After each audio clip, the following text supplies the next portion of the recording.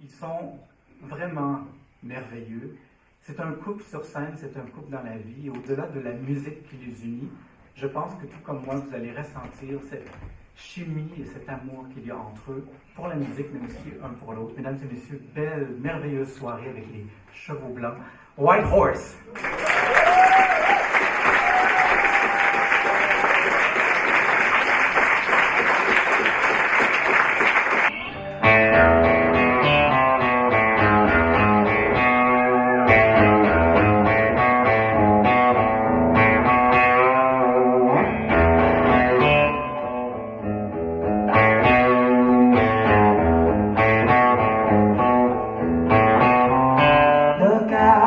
This thing is gonna blow.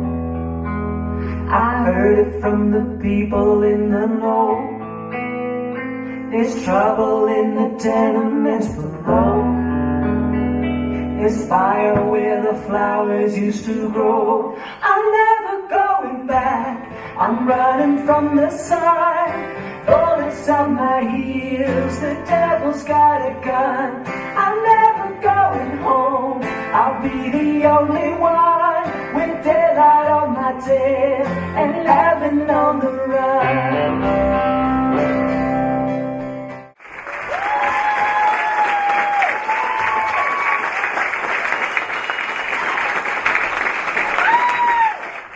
All right, this is Sheila Q from DHTV's Les Curieux.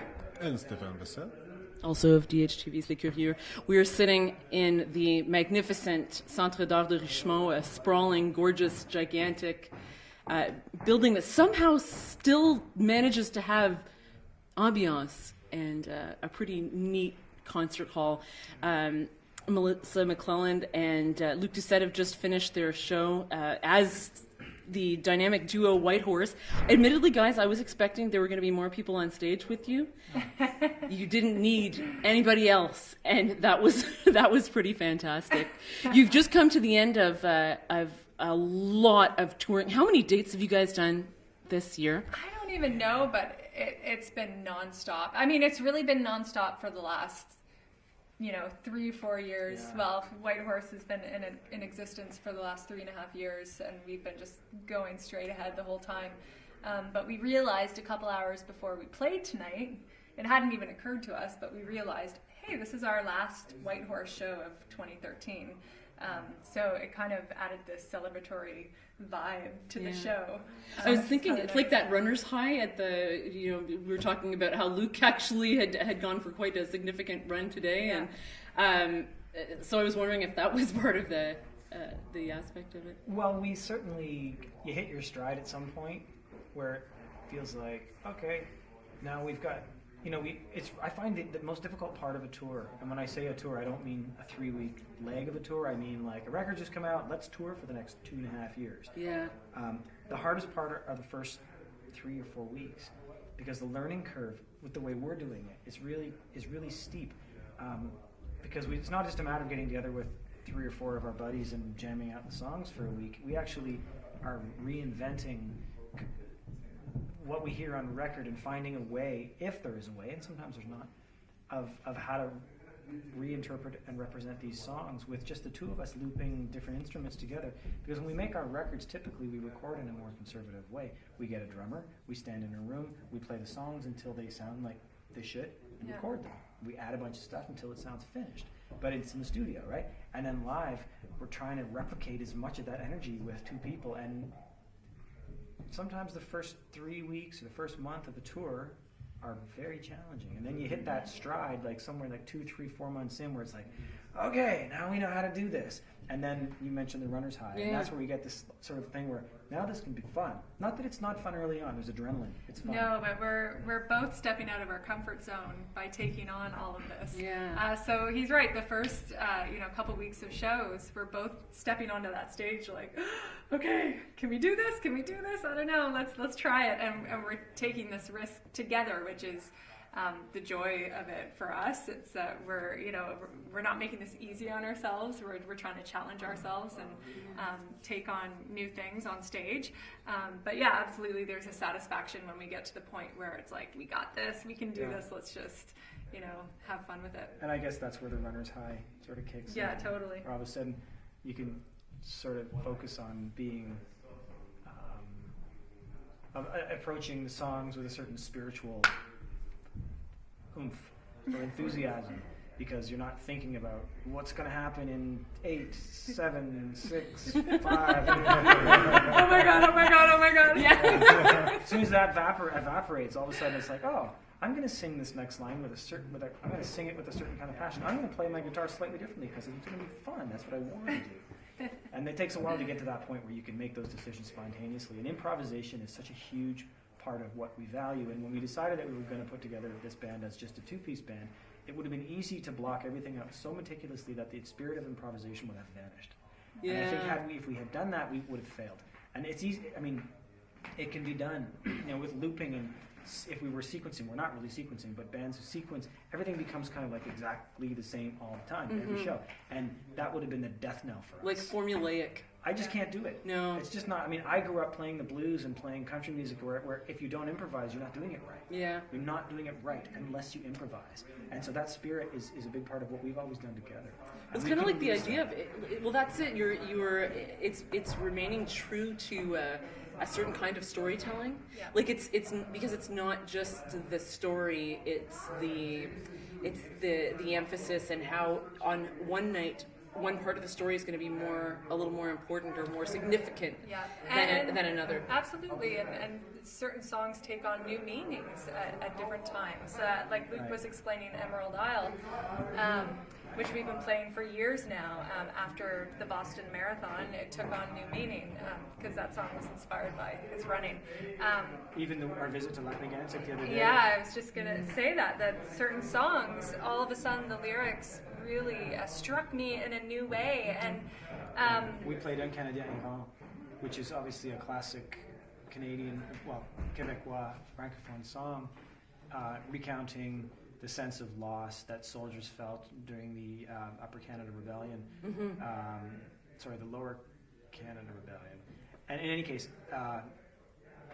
and we played that song in Lac-Mégantic, and the fact that the lyric is so evocative of loneliness and loss and feeling displaced, it was almost hard to get through. Yeah. And it's not telling the same story. It's not even the story about Mégantic. It's not, but just communicating that kind of weight in that kind of lyric to those people who had gone through that. It was very difficult. I mean, that's the wonderful thing about music and performance and what you were saying. It's really an in the moment kind of thing. And if you're lucky. Every night there is something different that we're trying to bring to the stage and to our music, and we hope that the audience takes that away with them as well. It was impressive to see that thunderous element of kind of the rockabilly roots of rock and roll present in this place, and it was funny. I had this feeling in here tonight that was a lot like a réveillon. I can't figure out why exactly, but it felt more like being in a hall where everybody's come together for, like, there was I don't know, even the hall here was kind of stripped away this evening, and I really, that really had to do with that was the music and the spirit of it. That's nice. Cool. There was I was trying to decide, there's a thing that in your songs, every time I would hear a White Horse song that was an element that was always the same, and being somebody that words is something that I really love, I like to be able to tell myself what is that thing, and sometimes share it too. There's a really interesting, almost like there's a ghost in every song. There's like the haunting aspect. I like that, yeah. And it's real. It's almost like there's a little seance at work, and with every track, somebody else is present. Yeah, that's. It's usually either John Lennon and Jimi Hendrix. Sometimes it's Django Reinhardt. Speak for yourself. Sister Rosetta Tharpe shows up occasionally. She'd be very at home here. Billie Holiday sometimes is lurking around on the stage. Patsy Cline shows up once in a while. But I feel with songwriting and storytelling, when I'm writing and when we're writing together, there's always an image in my head. There's some kind of character or scene, and it's never even something definitive or something that I paint out completely. It's almost dreamlike in a way for me. There's some color I associate to it, or some kind of energy to it. So in that way, yeah, there's always, to me, it's not just a song. It's there's a whole story. There's a history behind it in a way. It's not just a song. Sometimes it's a puppet show. I wish. Oh, that's what our show is missing. Oh yeah, puppets. I know. While you're playing that song, I think I'll have a puppet. everything in life should have puppets. I once did for some reason, my own video of Beverly Terrace by Sloan, and my son's blue puppet, who looks a lot like the Grinch, but he's blue with a green thing sticking out of the top of his head. So he also looks like who Chris has Murphy. a squeaky, played Chris Murphy's part. Oh my god. So he emerged in the part, and then we covered Sloan's show in they're my favorite band. We covered their show. They might actually be my favorite band. I know. Sometimes I feel very selfish and jealous. Not jealous. How can I explain it? I sort of don't want them to share them with everybody in the world. I'm like, I kind of don't want. I want just the Sloan fans who know we're allowed to have them. I think they're comfortable financially. You know, like. I don't know. I think they should be playing in stadiums. It breaks my heart. Not long ago they did a tour, and I saw a poster. I wanted to go see as many shows as I can. In fact, Andrew Scott produced my last solo record. Really? Because I'm such a Sloan junkie myself. Yeah. But you were late to the party. I was totally late to the party. I didn't even get Sloan until 4 or 5 years ago. In fact, maybe it was longer than that, 10 years ago, when Pretty Together came out with the other man. And I remember thinking, wow, what a killer song. And my friends who were like Sloan snobs are like, not even nearly their best song. It's not Navy Blues, it's not, And I'm like, I don't know what you guys are talking about. To another. This record is One killer. chord to another. And That's my favorite. And I went backwards from there. Yeah. From that record, actually. Twice removed. Yeah. Well, yes. When we covered the show last year, we had interviewed Jay, and I think honestly I really avoided for years contacting the band, even though I had connected with. I became friends with Jay Coyle and Mike Nelson, and I just kind of avoided things, and then finally I broke down and I said, no, I'm gonna go for it, and I'm finally gonna do an interview, and it was with Jay, who was I love Jay. wonderful, and became a friend, and we went to the show when I was ridiculous. Poor Stefan. Like, he puts up with me in all kinds of interesting situations, going to see the Avengers and levitating, or going to see Sloan and levitating. And I sent that video to Jay afterwards going, I can't believe I'm going to show you that I did this, and this is your song, but here's Mr. Tickle and me. Oh my god. Covering it. So puppets, Mr. I Tickle. recommend. Yes, Mr. Tickle. Yeah. Named by my youngest son. So the ghostly presence was absolutely, definitely here. Now, speaking of like the ghosts and whatnot, the last question that I have for you guys is really to do with one of the things I wondered, and this came from, in part, sharing my media life with Stefan. I thought, I know what it's like to have to share the muse. And I wondered what that aspect of collaborating together is like. Was there do you feel it all territorial, or did you have to divine a new muse? Was there or are there times where you're like, no, that right there is mine? Or, I would say just, you answered most of those questions, you answered them within the questions themselves. Really? Yeah, because I think all of the above are applicable. All of that's true, depends on the song. Yeah, but I think also, there have been moments of, trying to find our place in a song and trying to, figure out what Whitehorse is.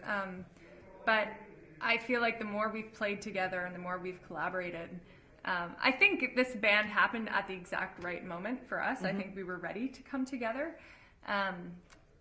But what was it? There was some show I was doing where I was singing by myself for a long period of time, and all of a sudden it felt very strange. It was like, this isn't my voice anymore. I was singing as a solo artist for so many years, and as a songwriter, just my voice.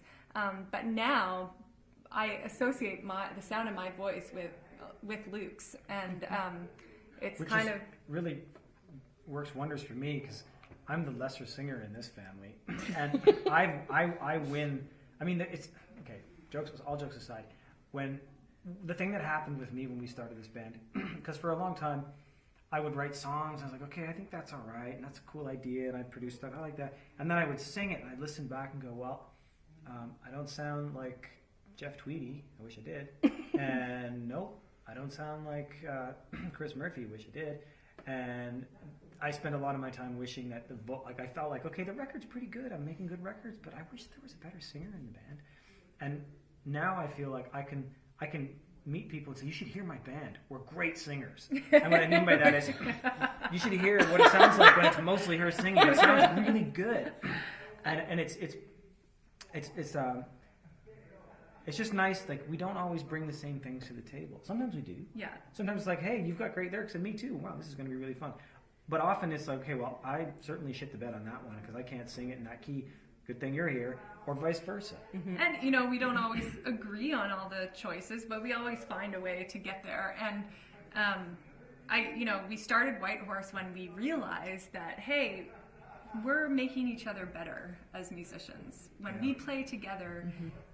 it elevates everything. And it was smart for us to realize that and not to, hang on to this idea that we have to be in the spotlight individually and I need to shine on my own. It's not about that. It's about making music that we feel good about. And when it got to the point where it felt like, okay, this is better than it was when we were separate.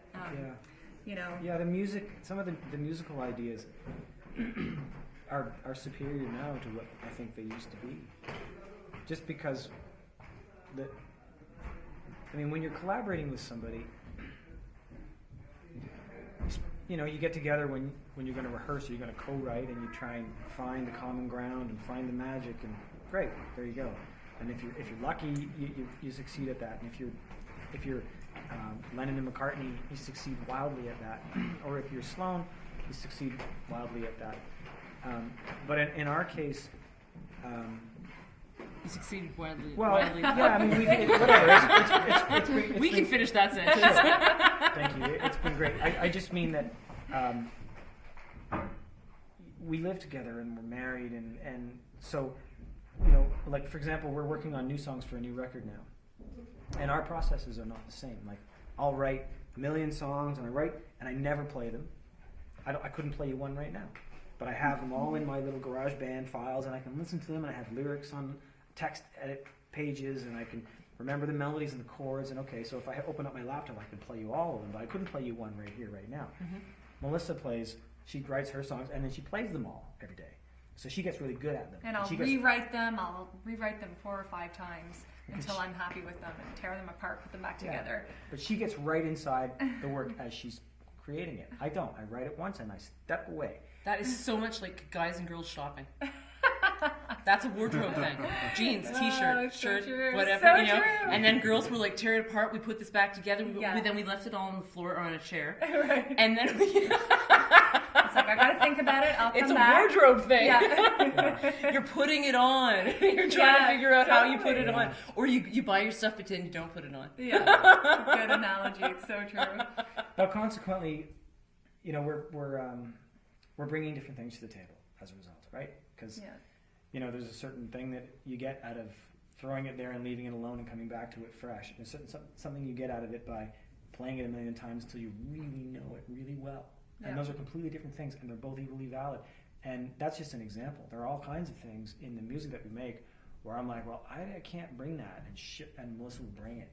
And vice versa. Yeah. It's great. And because we live together, Melissa will be working on a song. She'll play it 5 times or 10 times in a week, and I'm not in the same room. I'm not playing it with her, but I'm hearing it and I'm learning it, and it's in there. I've got it. For the love of God, stop playing that song. We're working on it together, whether we mean to be or not. And I think that's to our advantage, because not too many bands have that opportunity to constantly be in each other's space and kind of share. An opportunity.